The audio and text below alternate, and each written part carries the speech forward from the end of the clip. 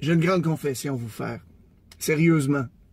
Je surprends toujours les gens, d'ailleurs, quand je leur annonce que je suis quelqu'un de profondément négatif. Et oui, je suis négatif dans mon ADN. Ça m'a pris du temps à le savoir, ensuite à me l'avouer, mais finalement à prendre action pour corriger le tout.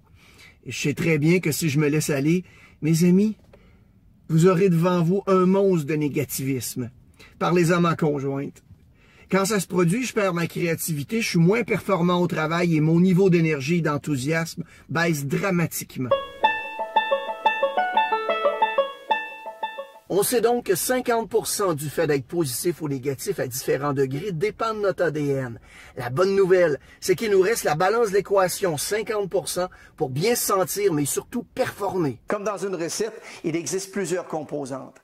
En plus de l'ADN, 2 autres éléments s'ajoutent à l'équation.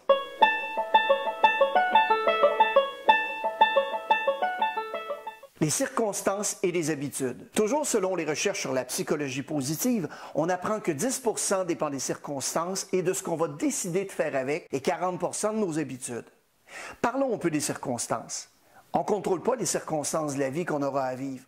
On ne peut contrôler que notre façon d'y répondre. Je peux me faire frapper par un véhicule, être soudainement malade, gagner à la loto ou retrouver une vieille connaissance par hasard. Je ne contrôle rien. Et avec tout ce qu'on a vu jusqu'à présent, je pense qu'elle a intérêt à être positive.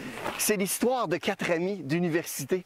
À un moment donné, ils décident un soir de faire la fête au lieu d'étudier l'examen qui était planifié pour le lendemain. Donc, ils font la fête, ils ont du plaisir, ils se présentent aux petites heures du matin, pas mal éméchés.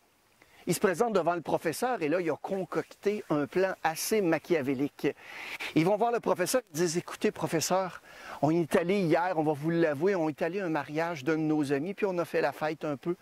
Mais figurez-vous qu'on voulait entrer quand même assez tôt et notre véhicule avait une crevaison. On n'a pas pu remplacer la roue de secours et nos téléphones cellulaires étaient dans une zone où est-ce que ça ne fonctionnait pas. Donc, il a fallu pousser le véhicule à 4 pendant tout ce temps-là. Et ce matin, on arrive et on n'est pas prêt pour l'examen. On aime autant vous dire la vérité. Le professeur réfléchit pendant quelques minutes. Il ne savait pas s'il disait la vérité ou pas, mais il avait des doutes, évidemment. Donc, il dit, vous avez raison. Je vais reporter l'examen. Il dit, dans exactement 1 semaine, il dit, présentez-vous ici et vous allez passer l'examen de nouveau. 1 semaine plus tard, les étudiants se présentent pour l'examen et voici l'examen que le professeur leur a présenté.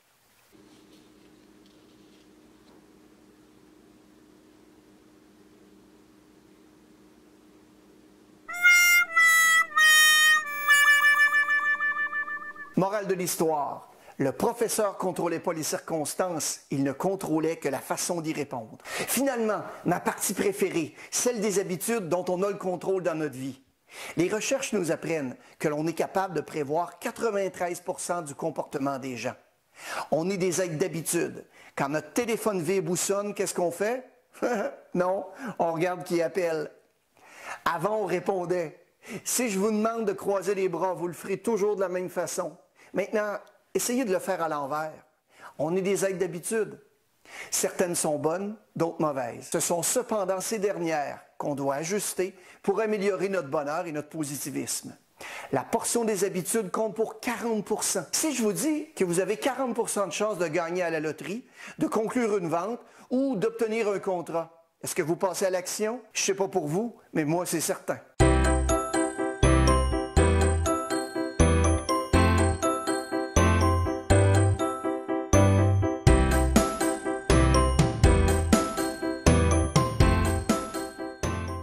Un étudiant de psychologie visitait un asile psychiatrique. Le médecin-chef lui faisait faire le tour. À un moment donné, le jeune homme demande au docteur, « Docteur, pouvez-vous me dire comment vous faites pour évaluer le niveau de folie des patients et le traitement que vous leur donnez? » Il dit, c'est très simple. Il dit, on remplit une baignoire d'eau. Ensuite, on leur présente une cuillère à soupe, un gobelet et une chaudière. Et on leur demande de vider la baignoire. « Ah ah, répond le jeune homme, toute personne normale utiliserait le seau. » Non, jeune homme. Toute personne normale enlèverait le bouchon.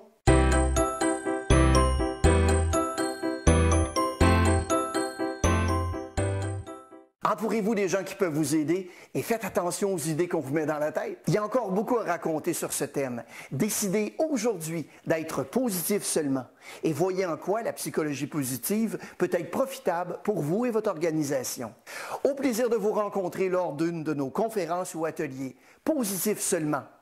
Dans le fond, chialer, qu'est-ce que ça donne?